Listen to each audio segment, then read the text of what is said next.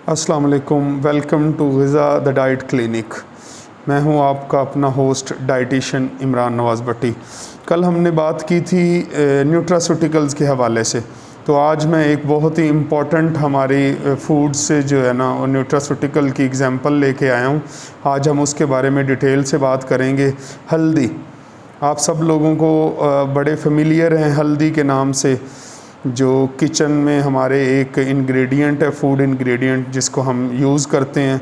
तो आज हम उसको पढ़ेंगे कि वो एज अ न्यूट्रास्यूटिकल, जो कल हमने बात की थी कि food will soon replace medicine, ठीक है, let food be your medicine. तो उस स्लोगन के हवाले से कि हल्दी, उसके active ingredients curcumin, curcuminoids, de methyl oxy curcumin, bis di methyl oxy curcumin, ये वो एक्सट्रैक्ट्स हैं जो मेडिसिन कंपनीज़ वाले जो है ना वो इसमें से निकाल के, और वो इतने ज़्यादा प्योर नहीं होते, वो निकाल मेडिसिन की फॉर्म में देते हैं। और लेकिन उसका कोई किसी तरह का कोई, क्योंकि वो उतना प्योर एक्सट्रैक्ट नहीं होता, इस वजह से हमें फ़ायदा नहीं होता। लेकिन अगर हम हल्दी को डायरेक्ट यूज़ करें, आप लोगों ने हल्दी का दूध बनाना भी मैं भी आप लोगों को सिखाऊंगा नेक्स्ट कभी। तो हल्दी का दूध हम इस्तेमाल करते हैं, लेकिन आज जो है हल्दी को हम देखते हैं कि अगर हम उसको यूज़ करते हैं तो वो किस तरह हमारे लिए इम्पॉर्टेंट है। तो आप सब लोगों को बताता चलूँ कि इसमें जो है ना कुछ ऑयल्स भी होते हैं, प्रोटीन्स भी होती हैं, शुगर्स भी होते हैं और रेजन्स भी होते हैं। ये हल्दी की जो है ना इसमें डिफरेंट किस्म के ये इंग्रेडिएंट्स इसमें शामिल होते हैं। तो सबसे इम्पॉर्टेंट चीज़, ये जो हल्दी है ये सरतान, जिसको आप कैंसर कहते हैं, अगर आपको अल्लाह ना करे अगर पहले से कैंसर है तो ये इसको बढ़ने में सप्रेस करता है, मतलब उसको बढ़ने नहीं देते अगर हल्दी का आप इस्तेमाल करें तो। और दूसरा ये कि अगर कैंसर नहीं है तो इंशाअल्लाह इसके इस्तेमाल से कभी कैंसर होगा भी नहीं। इसकी प्रॉपर्टीज़ हैं डिफरेंट, ये और किस तरह मेडिसिन या मेडिकली हेल्थ के लिए हमें बेनिफिशियल है। एंटी इन्फ्लेमेटरी है, एंटीऑक्सीडेंट है, इसकी सबसे बड़ी प्रॉपर्टी जो है एंटीऑक्सीडेंट है। ये हमारी बॉडी में फ्री रेडिकल्स को ख़त्म करती हैं ताकि हमें आने वाली किसी भी बीमारी से महफूज रखा जा सके।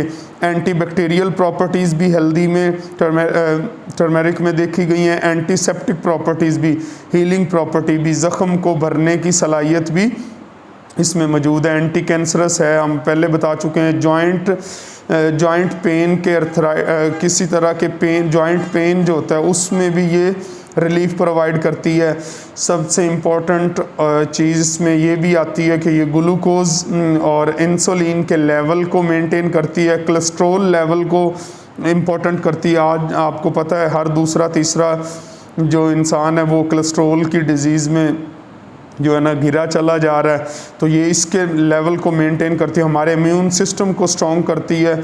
और सबसे इम्पॉर्टेंट ये कि हमारी बाइल सिक्रीशन में ये बहुत ही ज़्यादा हेल्पफुल है, जिससे हमें डाइजेशन के निज़ाम में मदद मिलती है, जिससे हमें डाइजेशन का कोई प्रॉब्लम नहीं होता।